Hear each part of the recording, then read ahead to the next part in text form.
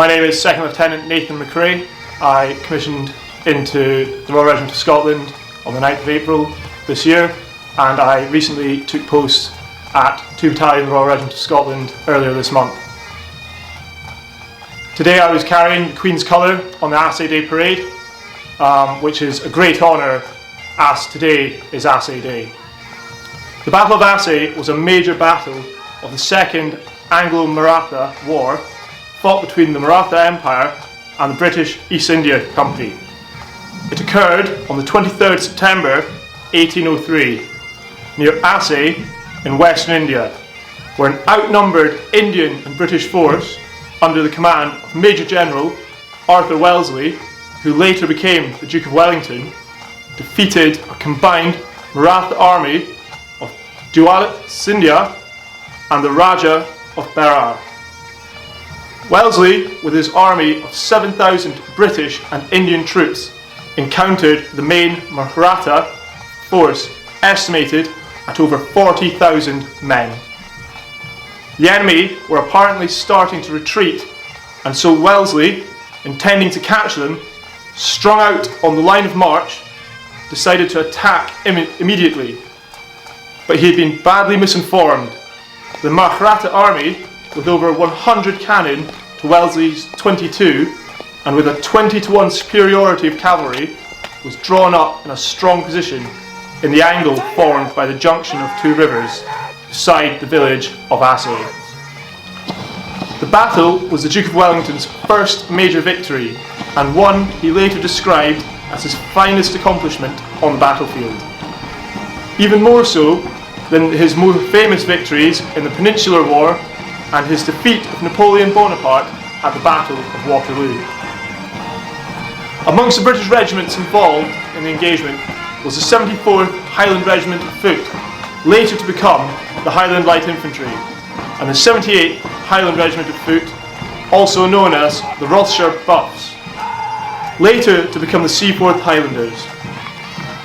The Governor-General of British India, Lord Mornington of the East India Company, lauded the battle as the most brilliant and important victory, and presented each of the Madras units and British regiments involved in the engagement with a set of honorary colours. The British regiments and native units were also awarded the Assaye Battle Honour, and most were later given permission to adopt an Assaye elephant as part of their insignia, which is carried forward today as an honorary distinction and still shown on the colours of the Royal Regiment of Scotland. The 74th. Actions were high in the action, with the 74th suffering some 413 killed or wounded, and all that was left was some 20 to 30 soldiers grouped around the colours. Major Swinton, one of the few officers left, was asked by General Wellesley, "Bring your men, Major Swinton." "But they are all down, sir." But they are not quite all down, for Quartermaster James Grant heard the order, formed line and advanced the colours. At sunset, he had the great honour of leading the remains of the 74th out of the action. The 74th became known as the Assaye Regiment due to their stand at the battle, and to this day the quartermaster of the modern day successors, 2 Scots, still carry the Assaye colour on parade. The 78th. During the battle, the 78th were tasked with retaking the Maratha gun line. The attack was launched in 3 echelons, with the 78th in the all-important position on the left flank of the leading echelon. The 78th was the first of Wellesley's troops to reach the Marathas, as they realigned their front line, and the regiment's determined attack played a critical part in the capture of the Maratha guns and the subsequent rout of their infantry. The Assaye colour presented to the 78th continued to be carried on parade until 1961, when the Seaforth Highlanders merged with the Queen's Own Cameron Highlanders. The colours are now kept by the Highlanders Museum, Queen's Own Highlanders collection, in Fort George Chapel, Inverness.